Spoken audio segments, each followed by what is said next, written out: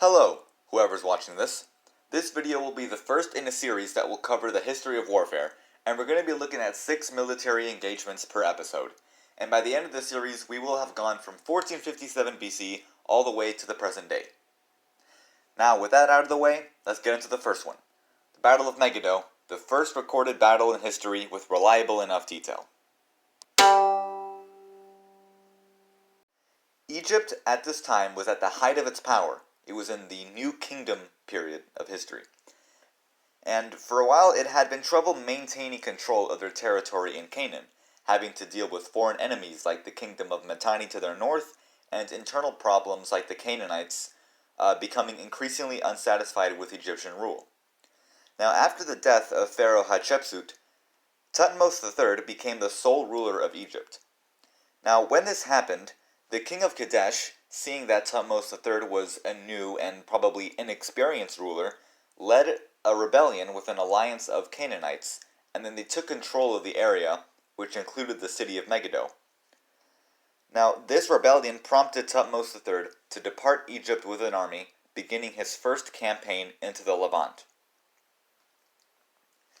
After a long march, the Egyptians arrived at a town called Yehem. Megiddo was separated from the Egyptian forces by some mountainous terrain. Now, this forced Thutmose to make a choice. There were two routes that would allow his army to safely maneuver through the area to get to Megiddo. But there was also a third route that was more difficult and dangerous due to the threat of ambush, but it was more direct. Now, the Canaanites knew that that route would be more dangerous, and thus they expected the Egyptians to take one of the safer routes, and so they were positioned away from Megiddo and prepared to defend other areas. Now, Thutmose expected that the Canaanites expected that he would take a safer route, and so he purposefully took the dangerous and direct route, which took the king of Kadesh and the Canaanites by surprise. Now, the king of Kadesh just barely managed to get back to Megiddo in time to face the Egyptians. Thutmose personally led an attack in the center with his strong left flank, successfully beating back the Canaanites. Now those that remained retreated to the safety of the walls of Megiddo, shutting themselves in. Now instead of pursuing, the Egyptian forces began to plunder the Canaanite camp, providing time for the king of Kadesh to also safely make it inside Megiddo. Now this mistake forced the Egyptians to instead begin a lengthy siege of the city for several months. And by the time that the Canaanites surrendered, the king of Kadesh had already escaped along with other Canaanite kings. Now, despite the fact that the enemy kings were able to escape, Megiddo was taken, and other cities in the surrounding area soon surrendered to the Egyptians, and Egypt was able to regain control of the region. Now, this region would still be challenging to maintain, and Thutmose III would later launch many more campaigns into the Levant. But the long-standing effects of Thutmose III's campaign was that Egypt was now firmly established as a major power in the Middle East.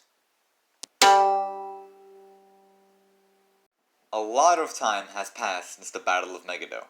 In fact, the Egyptian 18th dynasty that Thutmose III was a part of was over and had been replaced by the 19th dynasty. Now the Egyptian New Kingdom continued to have trouble maintaining control of their northern territories, now having to deal with a new foreign power, the Hittite Empire. Egypt and the Hittites would compete for the control of this region surrounding the city of Kadesh, and it often fell into the control of either power. As was the case with Seti I, who launched a couple of campaigns into the region, taking control of Kadesh, and then it would later fall back into control of the Hittites.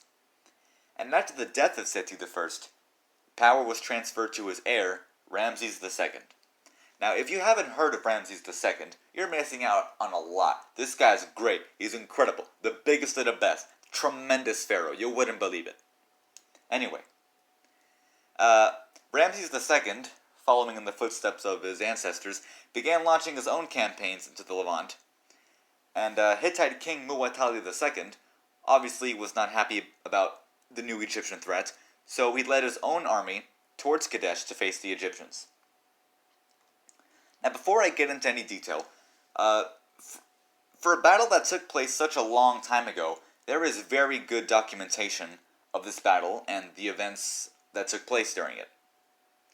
Now, two local cattle herders, spies, fellows, whatever you want to call them, they misled Ramses into thinking that the Hittites were still far away.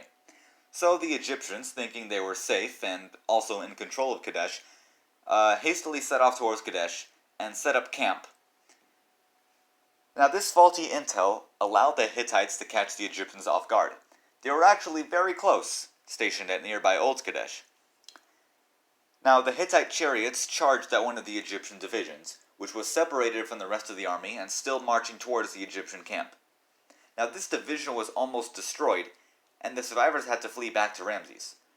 The Hittite chariots pursued the Egyptians and started to assault their camp from the west. The Egyptians were not having a good time, and Ramses himself was actually nearly killed during this attack. So, yeah, not good.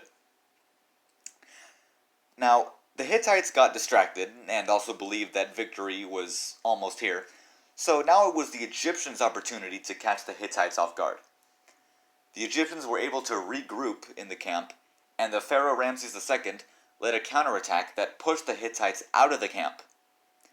Now, Hittite King Muwatalli II was observing this, and seeing the loss of his chariots, he was starting to get worried, but he still had a large enough number of chariots and infantry in his own command to launch another attack, this time on the eastern part of the Egyptian camp, which was now largely undefended, now that Ramses had just finished his counterattack. So Muwatalli II began his assault. Now, it seemed like the Egyptians were now once again in another dire situation.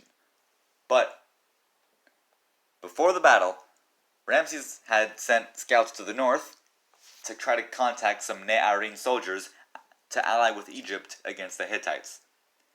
And by the time Muwatalli II began attacking the camp from the east, those Ne'arim soldiers that were allied to Egypt finally came in from the north, and Ramses II would later come in from the south, and this would now put Muwatalli II at a risk of being encircled. Now seeing this, Muwatalli did not want anything to happen, so he was forced to GTFO ASAP and fled across the Orontes River. Now, Ramses II had taken some heavy losses, and despite winning the engagement, he could not continue with the actual conquest of Kadesh, and he was forced to march all the way back to Egypt, and the Hittites even took over territory all the way to Canaan. Now this led to further revolts and threats of Hittite attacks in the future in the northern territories, and these would later have to be dealt with by Ramses in later campaigns. Now, hostilities between the Egyptians and the Hittites would eventually die down many years later when the two ancient powers created history's first known international peace agreement. Now, this peace was honored all the way until the collapse of the Hittite Empire during the Bronze Age collapse. Hey. Guess what? We're back in Egypt. Can't get enough of it. So, remember when I said that the Hittite Empire collapsed during the Bronze Age collapse? So yeah, the Bronze Age collapse was this event that began roughly around 1200 BC, where basically every major society in the Eastern Mediterranean either suffered major damage or just straight up collapsed. And I don't know if this map does a very good job at properly visualizing this in detail, but anyway. We're not sure exactly what caused this widespread collapse, but it's possible there were multiple factors acting all at once to cause this mysterious phenomena. And we do have this one explanation that involves the Sea Peoples. But who are the Sea Peoples? Well, that's another mystery. That's another question that I can't answer.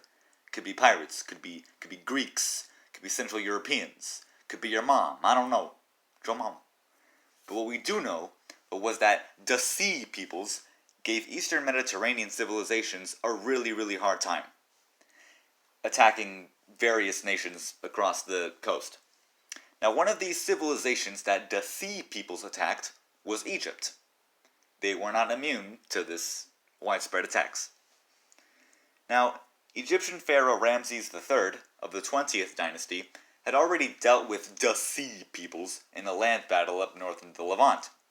But now the Egyptian heartland of the Nile was under threat. Now luckily, Ramses III was not dumb. He had anticipated such an attack, and he had already made preparations in case of an attack on the Nile Delta, which is kind of like where everybody while the people were. Now, the sea peoples entered the Nile River and sailed down it. Now, we don't know exactly where this battle took place, but presumably it happened where there was water, and there was a coast, and there was land, right? So, they began sailing down the Nile River. Now, the Egyptians met the sea peoples on land and on sea.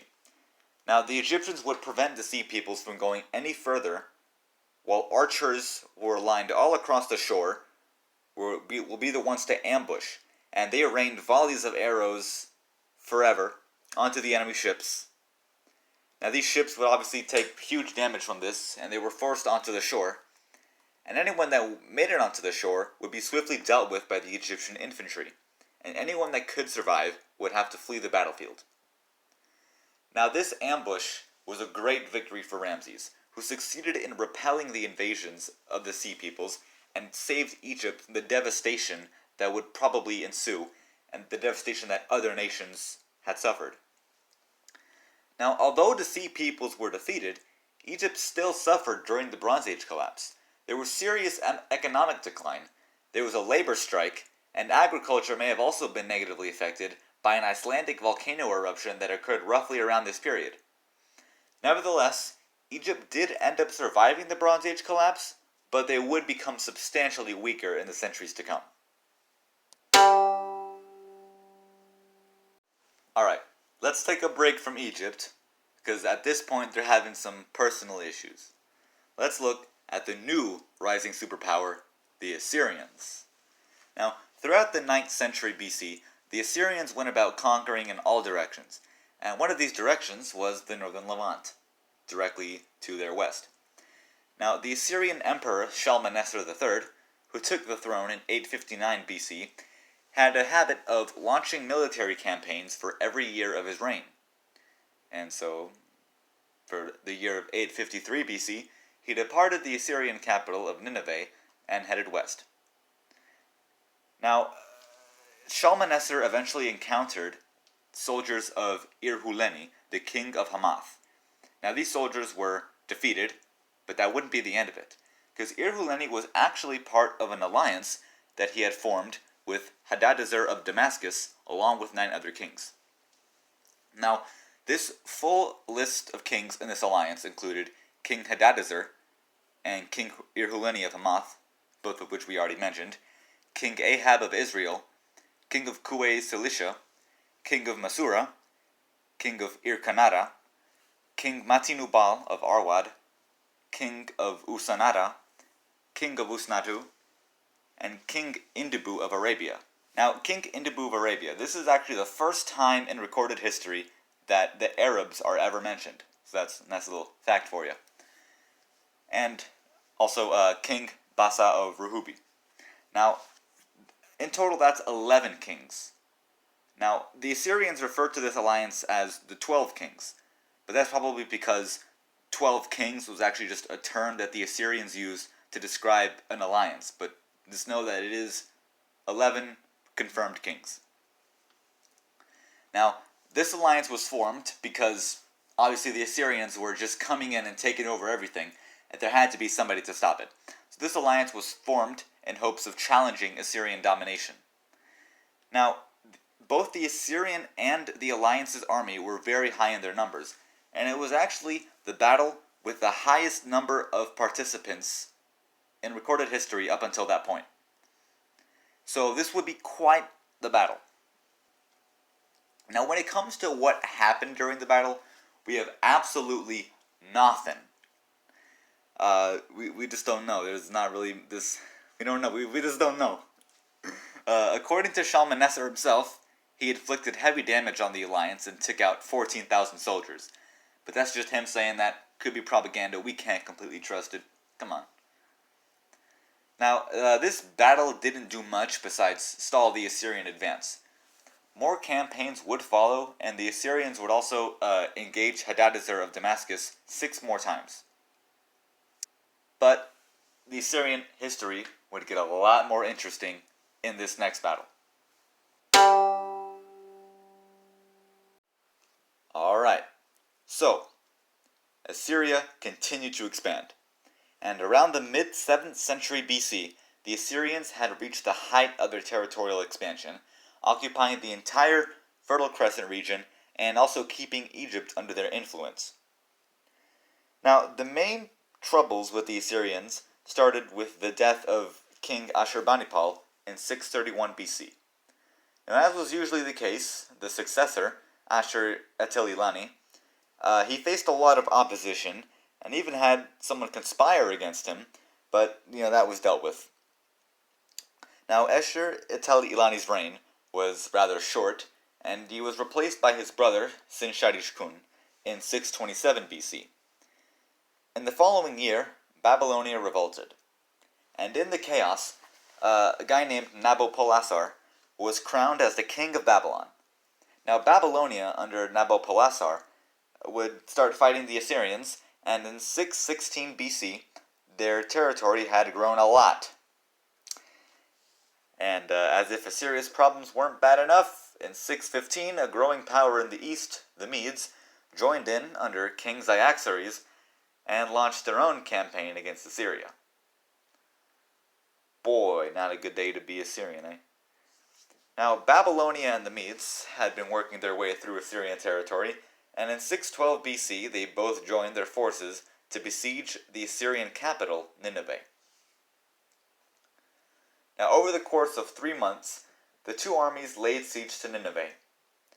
Now, again, we don't know an extraordinary amount of events that happened during this battle, but allegedly, the Tigris River flooded the city during the siege, and this allowed the allies to break through the city's defenses, and the city was plundered, and King Sin-shadishkun was killed in the battle. Now, the loss of Nineveh, their capital, was a crushing blow to the Assyrians. But Sin-shadishkun's successor and final Assyrian king, Ashur-uballit II, continued to resist the invasions until his death at the Battle of Haran in 609 BC.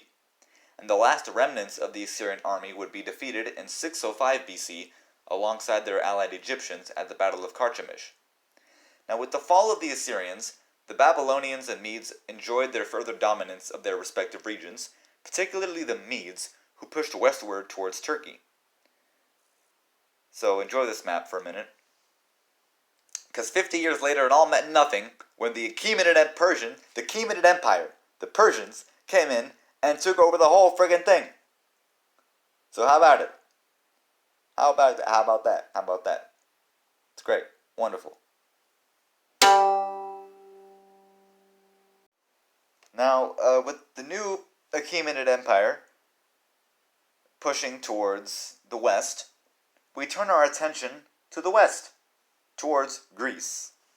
Now, the Persian expansion westward under Cyrus the Great and their conquest of Ionia in 547 BC would spark the first bit of hostilities between the Greek city-states and the Persian Empire. But the main conflicts between Greece and Persia wouldn't peak until much later. For our last battle of the video, let's look at a smaller conflict. Now, the Greek city-states of Sparta and Argos had been fighting over a town called Tyrea. Now, Spartan soldiers made an aggressive move. They marched towards Tyrea and captured the plains surrounding the city. Now, in response, the soldiers of Argos, which I'll refer to as the Argives, sent their own force to defend it from the Spartans, and they met near the city. Now, I suppose neither side wanted to risk too many casualties from a large battle, so the two came to an agreement. To a duel, a gentleman's duel, if you will. Not really a duel, though, since it was going to involve a lot more people than two, but alright. Basically, the Spartans would pick out 300 of their best hoplites, and the Argives would pick out 300 of their best hoplites, and only those 600 soldiers would take part in the battle. Right? It was 300 champions from Sparta, 300 champions from Argos. So only those 600 were going to fight. And the point was, there's going to be no survivors. We fight to the last person, as going to be the last city-state standing. Now, to prevent any unfair assistance, and to prevent any risk of it escalating into a larger battle, the rest of the two armies would march back home, and in order to know who won, the survivors of the duel would have to report back to their side in order to claim victory, and I guess they would also have control of Tyria. So anyway, battle began. Intense combat ensued, the two sides being obviously perfectly even in numbers, and the fight lasted all the way until nightfall. Now at this point, only 3 men were alive. 2 Argive hoplites named Alcanor and Chromius, and 1 Spartan hoplite named Othryades. Now, different sources will offer different explanations for what happened after this, but in general, this is what happened. Othryades was injured, but the 2 Argives mistakenly believed he was dead, and went home, claiming victory for Argos. And Othryades, seeing that he was the last man on the battlefield, claimed victory for Sparta. Now, according to some historians, Othryades was too ashamed to return to Sparta, and instead chose to kill himself at Tyria, thereby dying by his own hand, and not by the Argives.